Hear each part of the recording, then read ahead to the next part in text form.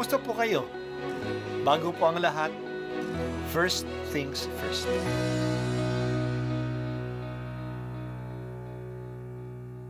Good morning po. Sinisimulan po natin ngayon ang first things first. At dito po, tinatalakay natin sa unang bahagi ng umaga natin ay ang first readings na binabasa po sa banal na misa. Ito pong tinatalakay natin kasi madalas po kasi marami na tayong alam tungkol sa gospel readings. Pero konti po ang nagsasalita sa first readings. Pero ang first readings, bahagi din po yan ng Biblia, ng banal na kasulatan. Kaya susubaybayan po natin ang mga first readings, basahin po natin at kuminsan kailangan ng basahin ng 2 o 3 beses bago maintindihan kasi hindi po tayo familiar sa mga istorya at sa mga kaisipan na tinatalakay dito. Ang pagbasa mula sa unang sulat ni Apostol San Pablo kay Timoteo. Pinakamamahal, sa ngalan ng Diyos na nagbibigay buhay sa lahat ng bagay, at sa ngalan ni Kristo Jesus na nagpatotoo sa harapan ni Poncio Pilato, iniuutos ko sa iyo, ang mga tagubiling ito'y panatilihin mong mabisa at walang kapintasan hanggang sa pagdating ng Panginoong Hesukristo. Sa takdang panahon, siya'y ihahayag ng mapagpalang Diyos, ang makapangyarihang hari ng mga hari at Panginoon ng mga Panginoon. Siya lamang ang walang kamatayan, ang nananahan sa liwanag na di matitinag. Hindi siya nakita o makikita ni numan. Sa Kanya ang karangalan at ang walang hanggang kapangyarihan. Amen. Ang salita ng Diyos. Salamat sa Diyos. Nagtapos si Pablo ng kanyang liham kay Timoteo na hinihikayat siya at hindi lang pinakikiusapan, inuutusan pa na ang mga tagubilin na kanyang sinulat ay isabuhay. Panatilihin itong mabisa at walang kapintasan sa pagsunod sa mga ito hanggang sa pagdating muli ng Panginoong Hesus. Ang salita ng Diyos ay hindi lang pinapakinggan at inaalam, ito ay ginagawa.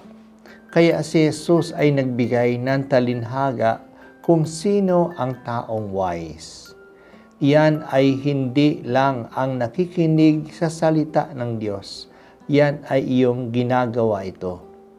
Ang taong nakikinig o inaalam lang ay tulad ng taong nagtayo ng bahay sa buhanginan. Madaling gawin ito. Madaling mahukay sa buhangin. Pero hindi ito tatagal sa panahon ng baha at malakas na hangin. Ang taong wise, ang taong ginagawa ang salita na kanyang napakinggan. Tulad siya ng taong nagtatayo ng bahay sa bato. Mahirap maglagay ng pundasyon sa bato, pero ito'y matatag.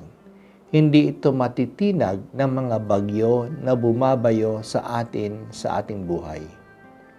Hindi lang tayo nagsasagawa ng salita ng Diyos. Gawin natin ito palagi at hanggang sa wakas, na ang ibig sabihin hanggang sa pagbabalik ng Panginoon. Babalik uli si Jesus. Inaabangan natin ito. Babalik siya na makapangyarihan. Siya ang hari ng mga hari, Panginoon ng mga Panginoon.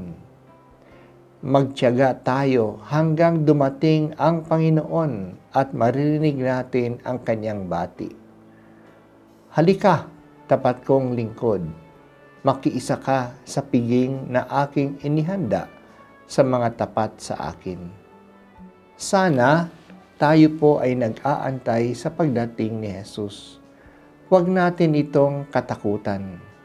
Ito ay ang panahon ng kaganapan ng kaligtasan. Ang kaligtasan na ating natanggap at sinisikap na isabuhay ay maging ganap sa pagdating niya. Maaari tayong magdahilan, pero pagdating ng pagwawakas na ang ating buhay, pagwawakas na ang panahon para sa atin.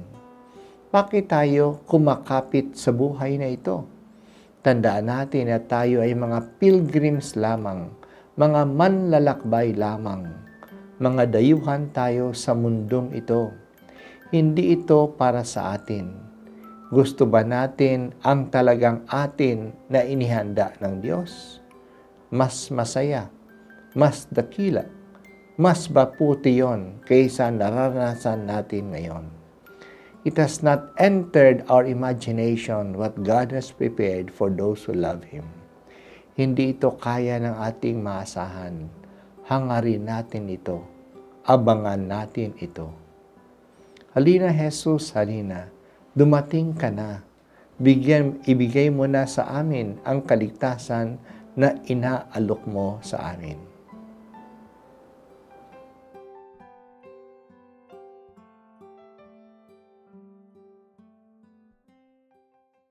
At ako po ay si Bishop Broderick Pabilio dito sa First Things First.